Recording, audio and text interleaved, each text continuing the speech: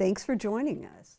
Representative Rubel, just this week in the House, there was an unexpected vote that killed an agency bill that you were sponsoring. Were you surprised by that, and what happened there? Well, I was a little bit surprised, but not completely stunned, because I had seen the night before that the bill had been given a -7 score by the Idaho Freedom Foundation. And I should mention this was a bill about updating daycare licensing regulations. Absolutely, right. So this was brought by the Department of Health and Welfare. They had really done their homework on this bill.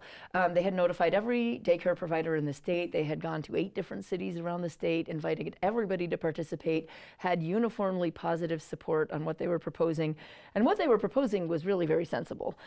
Most of it was driven by a need to comply with federal rules that we have to comply with or we don't get the federal dollars. And those federal dollars add up to about $2.5 million over the next 2 years to support the Idaho Child Care Program. So as a baseline measure, of course, we would want to get those dollars to support Idaho families and to support our low-income folks who need daycare. And the proposals, like, as I said, a lot of it were to conform with federal requirements, and beyond that, it was just very basic child safety things, like, you know, if they're going to transport children somewhere, they need to be in a safety restraint. And if they're infants, they need to be placed on their back to sleep to reduce the risk of sudden infant death syndrome.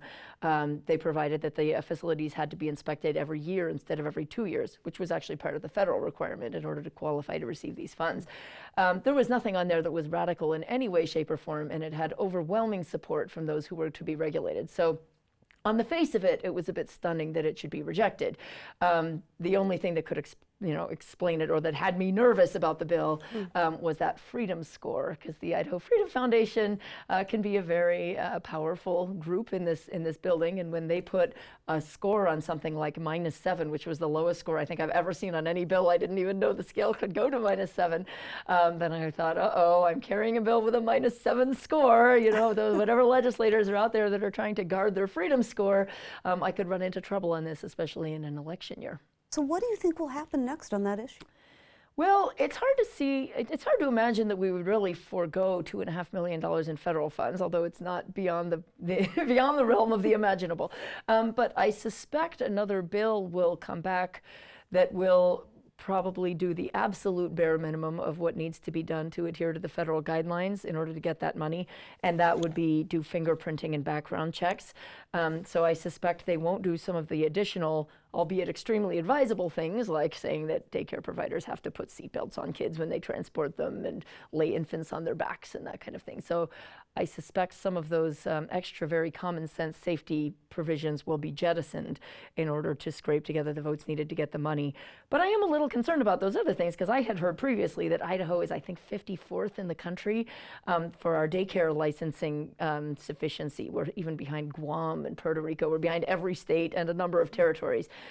So I think this would have been a great effort to kind of bring us more up with the pack in terms of the reasonableness of our daycare licensing standards, which hadn't been updated in a long time. So now I don't know if we're going to be able to get there. I think maybe the best we can do is at least do the base minimum requirement to qualify to get federal funds. You are the new House Minority Leader. What has that been like so far, and how is your leadership different from that of your predecessor, former Representative Matt Erpelding?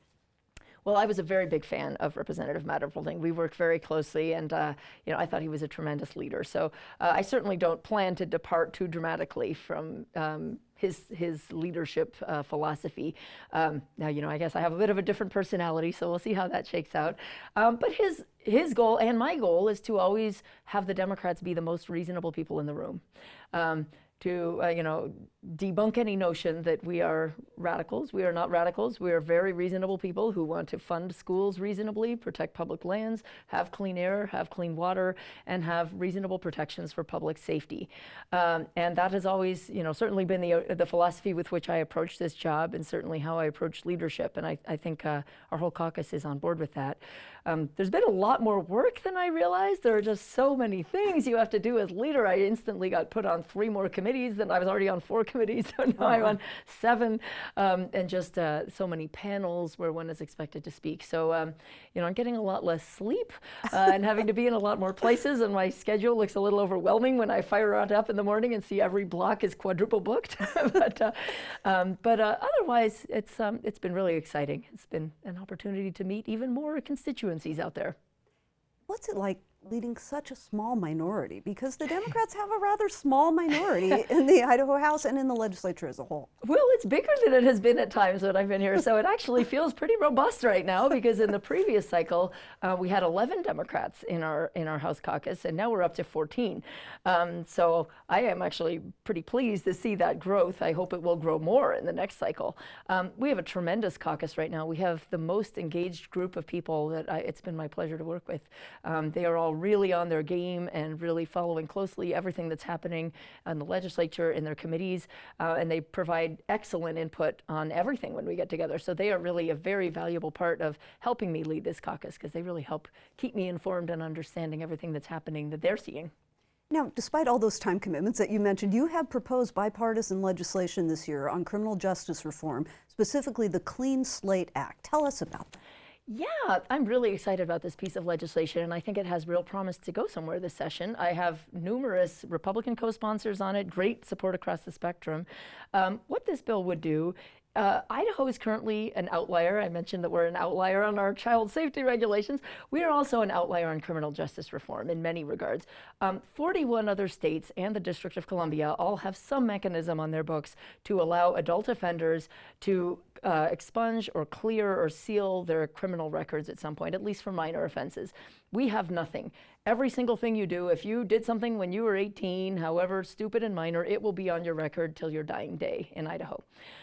So what we are proposing is for not super serious offenses. They're non-sexual, non-violent, nothing that could get you a life sentence. No arson, no strangulation, no really terrible offenses around this. But for relatively minor offenses, if you have completed all your time, all your probation, all your parole, paid all your fines, and then an additional 3 years beyond that has gone by with no offenses, nothing bad, you would be eligible to petition to a court to get your record sealed. The goal being to really allow you to get a second chance and re-enter society meaningfully, where you can really get a job and you can really find housing, and you can really, there's so many things that impact you when you have a record. I saw a list once of, they call them collateral consequences, the things that are not the thing a judge sentenced you to, not the prison time, not the probation, but the fact that you now can't be a commercial truck driver because you have a license, and you can't be a massage therapist because you have a record, rather. All the things you can't do. You can't find housing, you can't get into public housing, you can't get college scholarships, you can't get into law school, you can't, there's so many things. So the idea is to alleviate some of the burden of those things so that people can really get jobs that actually pay something and really get housing. And that actually has the happy side effect of reducing recidivism, because all of those things are drivers of recidivism. Homelessness is a big one. Joblessness is a big one. Very low wages is a big one. So I think it'll actually, and the data really shows that that actually does reduce your offense rate when you enable people to really get their lives on track. Do you think that bill is going to pass this year? I really hope so. There's a lot more than this that we need to do on criminal justice reform.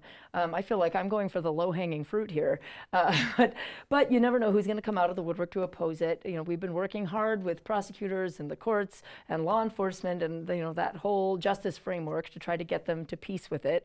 I hope we're there. I don't have total commitments from them yet, but we've made a lot of changes to accommodate their concerns, and been working with the chairman, Chairman Lakey and Chairman Cheney. And I'm really optimistic that we can. I can't make any promises.